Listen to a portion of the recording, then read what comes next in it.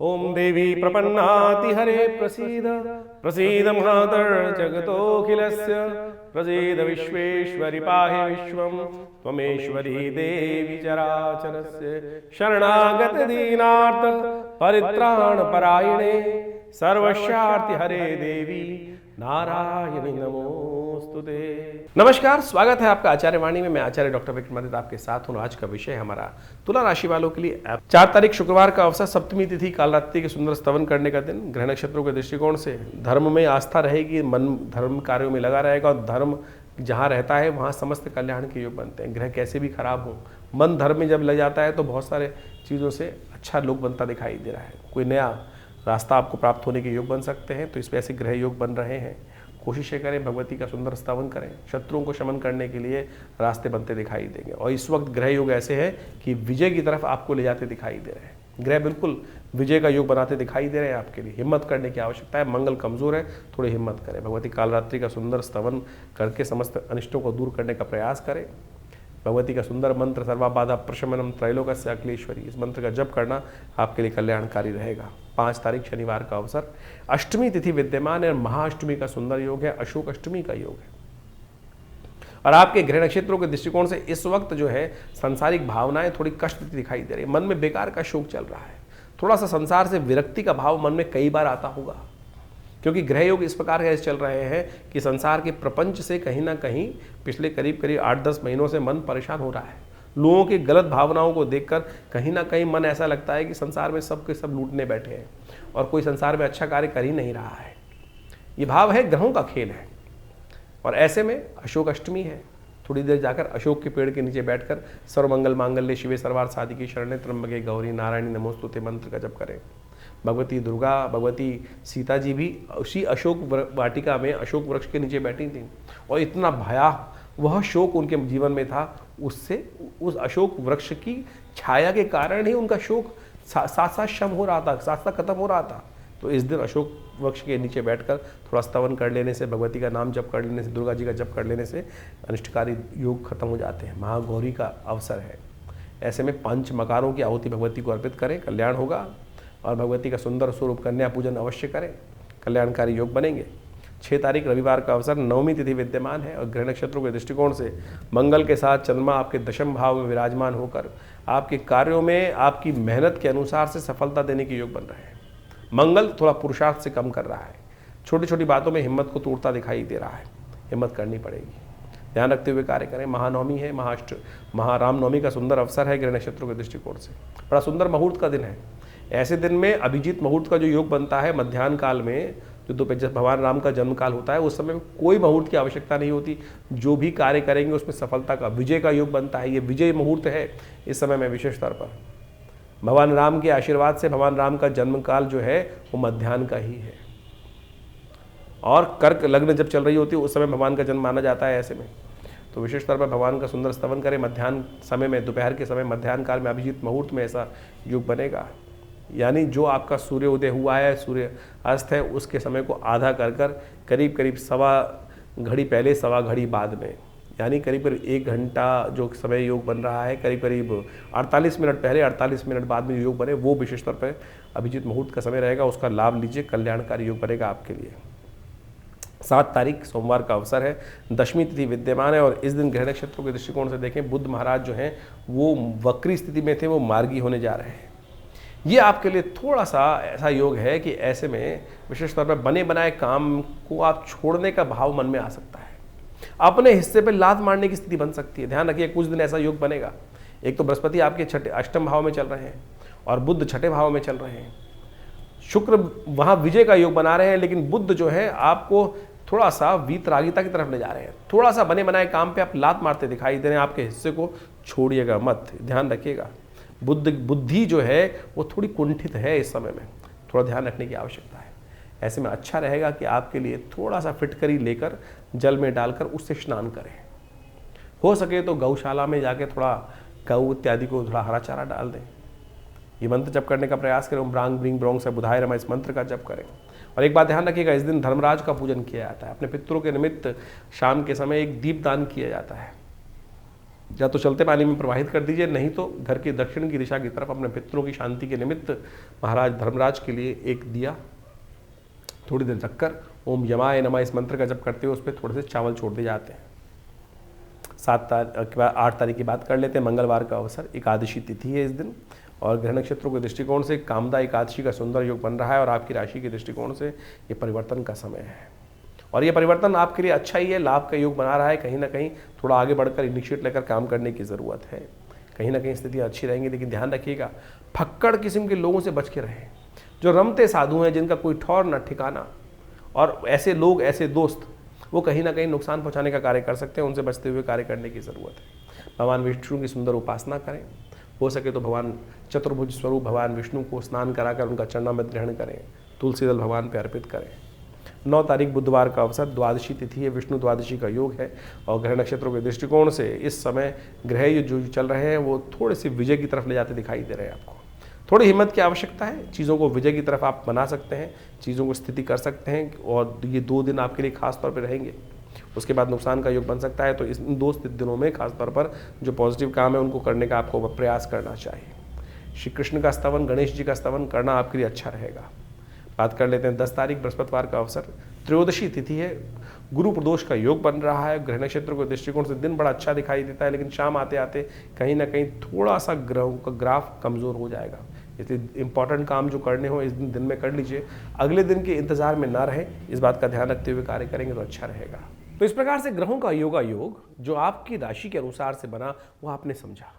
देखिए, इस वक्त चैत्र का महीना चल रहा है, और चैत्र का महीने में नववर्ष भी आरंभ की शुभ वेला आ चुकी है। ग्रहों का जिस प्रकार का योग बना है, इस वक्त बड़ा विचित्र ग्रहों का योग चल रहा है। शनि महाराज और राहु महाराज की युति जिस प्रकार से बनी हुई है, ये बड़ा विशेष योग बन रहा है। शनि और राहु को एक सदृश ही माना गया है, और आपकी राशि के दृष्टिकोण से उसका जो प्रभाव है वो हमने आपको समझाने का प्रयास किया। लेकिन इसके हिसाब से आपको समझना चाहिए कि जिस प्रकार से ग्रहों का विभिन्न प्रकार का योग बना, 6 ग्रही योग एक साथ बन के चुका है, और अभी 2 ग्रहण गए हैं, और पृथ्वी पर इसका प्रभाव भी देखने को मिलेगा। ये जो 45-50 दिन का समय है, इन समस्त ग्रहों योगों के बाद से बड़ा सावधानी से चलने का है। मंगल का विशेष परिवर्तन जो इन दिनों चल रहा है, जो विशेष तौर पर बड़े क्षीण अवस्था में आ गए हैं, तो इसके कारण से ग्रह नक्षत्रों के दृष्टिकोण से हमको हर चीज़ को बहुत सोच समझ के चलने का प्रयास करना चाहिए। ऐसे में विश्व में कहीं ना कहीं कोलाहल मचने के योग दिखाई देते हैं। तो ऐसे में प्राकृतिक आपदाओं के योग भी बनते हैं, क्योंकि जिस प्रकार से 2 ग्रहण एक साथ जाने के बाद, 6 ग्रही योग बनने के बाद, उसके बाद कम से कम 50 से 60 दिन का समय, 2 महीने तक का समय हमेशा कहा जाता है कि कुछ ना कुछ प्राकृतिक आपदाओं का योग बनाता है, कहीं ना कहीं कुछ ना कुछ अशांति का योग बनाता दिखाई देता है। वैसे संवत जो आरंभ हुआ है वो बड़ा कल्याणकारी है। सिद्धार्थ नाम का संवत हर जगह कहीं ना कहीं प्रॉस्पेरिटी के योग बनाता है, कहीं ना कहीं अच्छे योग बनाता है, अशुभता को दूर करता दिखाई दे रहा है। तो संवत तो बहुत शुभ दिखाई देता है, लेकिन जो ग्रहों का योग था वो कहीं ना कहीं कष्ट के योग बना रहा है। तो आपके जीवन में उसका प्रभाव आपने समझा। तो ये ज्योतिष का जो प्रभाव है, वास्तविक तौर पर हर चीज़ को बड़ी सूक्ष्म दृष्टिकोण से देखने का प्रयास किया जाना चाहिए। हम राशि के अनुसार से, अब बहुत सारे लोगों का प्रश्न कई बार आता है कि भाई जो हमने राशि के अनुसार से भविष्य बताया आपकी राशि के दृष्टिकोण से, क्या वो लग्न के हिसाब से भी देख सकते हैं? जी हाँ, लग्न के हिसाब से भी देखना चाहिए। ये विषय जन्मपत्री का है कि हम ज्योतिषीगण जब जन्मपत्री को देखें तो उसमें विचार अच्छे से करें कि व्यक्ति की जन्मपत्री में जो लग्न है वो ज़्यादा प्रभावी है या लग्न जो राशि है वो प्रभावी है। कई बार जन्मपत्री जब देखते हैं, विवेचना करते हैं, तो उसके अंदर जो लग्न है उससे प्रभाव आता ही नहीं है, क्योंकि जन्मपत्री ज्योतिष के अंतर्गत एक कुंडली नहीं बनती है, सहस्त्रों कुंडली बनती है। सहस्त्रों कुंडलियों के अंदर से किस कारण से कौन सा भविष्यफल देखने के लिए कौन सी चीज़ का उपयोग किया जाना चाहिए, वो एक बहुत गणित का सूक्ष्म योग के अनुसार से निर्धारित किया जाता है। उसके लिए तो पर्सनल कंसल्टेशन की आवश्यकता होती है। हम जनरली राशि को देखने के लिए सार्वभौमिक रूप से देख सकते हैं कि भाई ये राशि है और उसके अनुसार से गोचर के दृष्टिकोण से उसका प्रभाव समझ में आता है, लेकिन फिर भी बहुत सारी गणनाओं को समझने के लिए ज्योतिष को बहुत शांति के साथ अध्ययन करने की आवश्यकता है, और फिर ज्योतिष का वास्तविक चमत्कार भी देखने को मिलता है। जीवन में क्या घट रहा है, कब घट रहा है, क्यों घट रहा है, किस कारण से घट रहा है। यदि कोई घटना घटी है तो उसका कोई ना कोई कारण होगा, और उन चीज़ों को सही रूप से ज्योतिष विज्ञान को बहुत अच्छे समझकर जाना जा सकता है, और उनमें परिवर्तन भी लाया जा सकता है।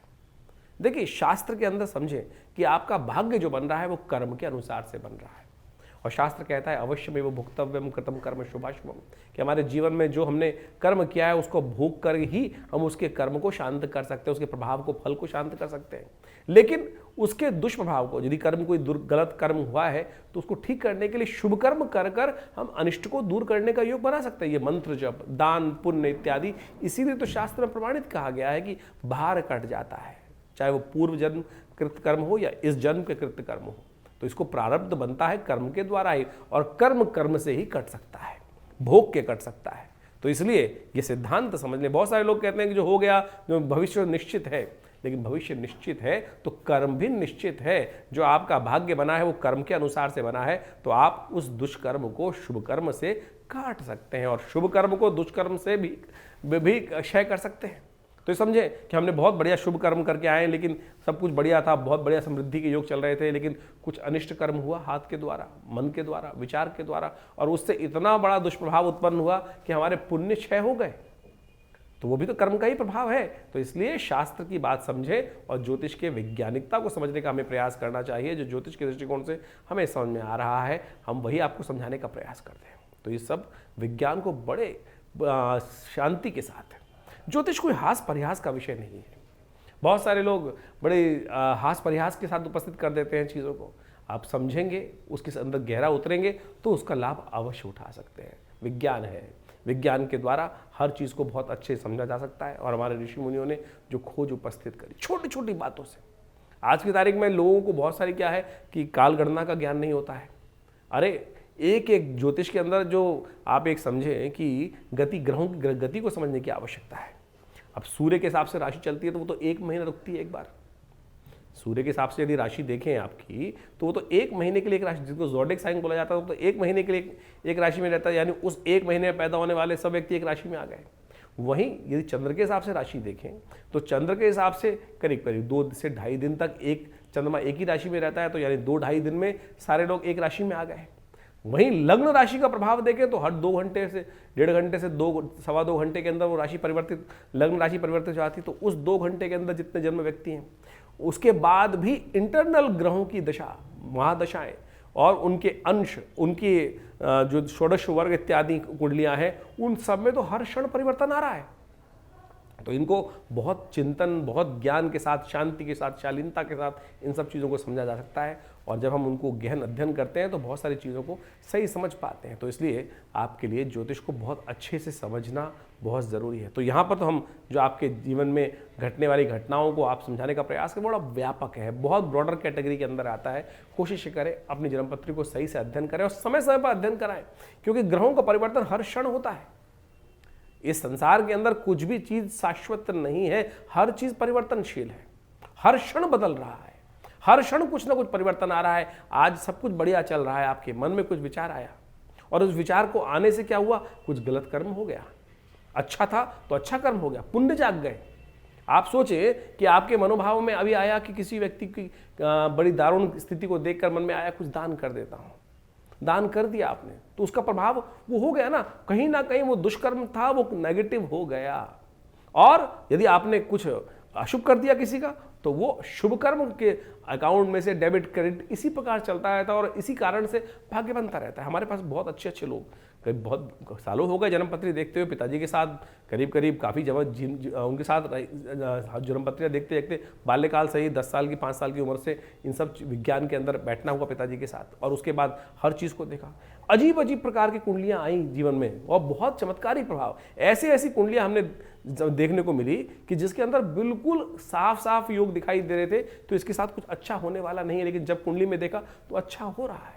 और जब उसके जीवन में झांक कर देखा तो कारण समझ में आया कि प्रभु की भक्ति के द्वारा, प्रभु भक्ति के द्वारा कैसा ही भयंकर से भयंकर कुंडली में दरिद्र योग हो, कष्ट देने वाला योग हो, अनिष्टकारी योग हो, वो प्रभु के भजन से कट सकता है। जी हाँ, प्रभु के भजन से कट सकता है, ये सत्य मानिए। और ये योग, और जिसके जीवन में बहुत अच्छे अच्छे ग्रह चल रहे थे, एक व्यक्ति हमारे पास कुंडली देखने को मिली कि इतने बढ़िया ग्रह योग लेके बैठा है, लेकिन कुछ हो ही नहीं रहा है। उसकी कुंडली में एक योग था जिस प्रकार से मंगल का बड़ा विचित्र प्रकार का योग था, और जब उससे उसके जीवन में झांक कर देखा कि ये ग्रह काम क्यों नहीं कर रहे हैं, तो उसकी कुंडली में दोष था पितृदोष। पिता का सम्मान ही नहीं था, माता पिता का सम्मान ही नहीं होता था। रोज माता पिता के साथ झगड़ा हो रहा है और उसके कारण से पिता रुष्ट रहते थे। हमने देखा उसके कारण से सारा भाग्य सो गया और वही एक कारण है। तो ये सब चीजें देखने की आवश्यकता है। कर्म कहाँ हो रहा है, किस प्रकार से कर्म हो रहा है, और यदि उन कर्मों को, सिद्धांत को ज्योतिष के सदगुरु की आज्ञा से आप समझ लें। हम तो लगे हैं ज्योतिष के दृष्टिकोण से उपाय करने के लिए, केवल अंगूठे पहनाने के लिए। लोग अंगूठे पहनाए जा रहे हैं, कोई तेल चढ़वाया जा रहा है, कोई कुछ और किए जा रहा है। लेकिन ज्योतिष के अंदर बहुत सारे सूक्ष्म विज्ञान के अनुसार से एक एक चीज को अध्ययन करने की आवश्यकता है। आज ज्योतिष में हो क्या गया है कि हर कोई ज्योतिष के अंदर कुछ बेचने के लिए आ रहा है। कोई रुद्राक्ष बेचे चले जा रहे हैं, कोई 1 मुखी, कोई 7 मुखी, कोई 8 मुखी, और लोग पहने जा रहे हैं और फिर कहते हैं कोई प्रभाव नहीं हो रहा है। अरे ज्योतिष को समझने के लिए प्रत्यक्ष रूप से ग्रहों का योगा योग समझो, ग्रहों के योगा योग को समझो, प्रभाव क्या है उसको समझो, फिर परिवर्तन लाने का प्रयास करो। ऐसा नहीं है कि रत्न परिवर्तन नहीं लाते, बिल्कुल लाते हैं। रुद्राक्ष परिवर्तन नहीं लाते, बिल्कुल लाते हैं। यज्ञ इत्यादि, मंत्र इत्यादि, दान इत्यादि, पुण्य इत्यादि सब परिवर्तन लाते हैं। लेकिन किस कारण से, कैसे होगा, कब होगा, किसके लिए कौन सा मार्ग सुगम है, किसके लिए कौन सा मार्ग दुर्गम है, किसको किस मार्ग पे जाना चाहिए। देखिए हर क्षेत्र के अंदर अच्छे और खराब स्थितियां बहुत व्यापक रूप से बढ़ जाती हैं। तो हम इस बात को आपके समक्ष इसलिए रख रहे हैं कि अपने विवेक को सही से उपस्थित कर कर, हर चीज़ को चिंतन कर कर तब समझने का प्रयास करें। ज्योतिष के अंदर, बड़ी शास्त्र के अंदर, अध्यात्म के अंदर कहीं कोई ऐसी बात नहीं बताएगी कि लाखों रुपए खर्च करने से ही कर्म शुभ किया जा सकता है। केवल मन से भी, सोचने से, विचार करने से भी कर्म शुभ कर लिया जाता है। 1 सेकंड में सोचा हुआ कर्म आपके जीवन में कष्टों का निवारण करने का मार्ग खोल सकता है। और नहीं, अगर बुरा सोच रहे हो तो बुराई घटने के योग बन सकते हैं। उपनिषद, वेद इत्यादि जो ग्रंथ है, पुराण इत्यादि ग्रंथ है, इन्हीं कथाओं के माध्यम से आपको हर चीज़ समझाने का प्रयास करते हैं। समय समय पर हम आपके समक्ष वो सारी बातें रखते ही हैं। तो अभी तो चैत्र के आरंभ में बहुत सुंदर योग बना हुआ है। कर्म करने का तरीका क्या है, भगवती की आराधना, नवरात्र का सुंदर योग चल रहा है आश्रम पे। इन पूरे नवरात्रों में सुंदर यज्ञ रहेगा, सुंदर की व्यवस्था है। माँ भगवती दुर्गा सप्तशती के नित्य प्रति यज्ञ चल रहे हैं और वो नवरात्र के पूरे महीने चलेंगे। और उसमें आप आके स्वयं बैठिए, माँ भगवती का दर्शन कीजिए। जो ये 1947 में मुल्तान से, भगवती का पाकिस्तान से इतना चमत्कारी शिव विग्रह आया आश्रम पर प्रतिष्ठित है, उनका दर्शन कर लेने मात्र से भगवती की कृपा प्राप्त हो जाती है और हजारों लोगों ने उनका अनुभव किया है। आप भी आइए विवेकानंद योगाश्रम में। इस दर्शन यज्ञ के अवसर पर जो यज्ञ नित्य प्रति शाम को चलता है, करीब करीब 6 बजे से लेकर रात्रि में 8 बजे तक, उसमें आप आएंगे, यज्ञ में बैठेंगे तो माँ भगवती का सुंदर आशीर्वाद मिलेगा। और उसकी व्यवस्थाएं जानने के लिए आप फ़ोन पे संपर्क साध सकते हैं। इसके अलावा अभी बहुत जल्दी महावीर जयंती आ रही है, हनुमान जी के सुंदर यज्ञ की पूजा पाठ रहेगा। तो आप उसमें बैठकर सुंदर रूप से भगवान की कृपा प्राप्त करने के लिए सिद्ध मनोकामना सिद्धि मंदिर में हनुमान जी के सानिध्य में बैठकर बहुत सारे कर्म इत्यादि, यज्ञ इत्यादि चलते रहते हैं। हमारे आश्रम पर नित्य 8 घंटे यज्ञ चलता है और भारतीय संस्कृति में यज्ञ प्रधान संस्कृति कही गई है।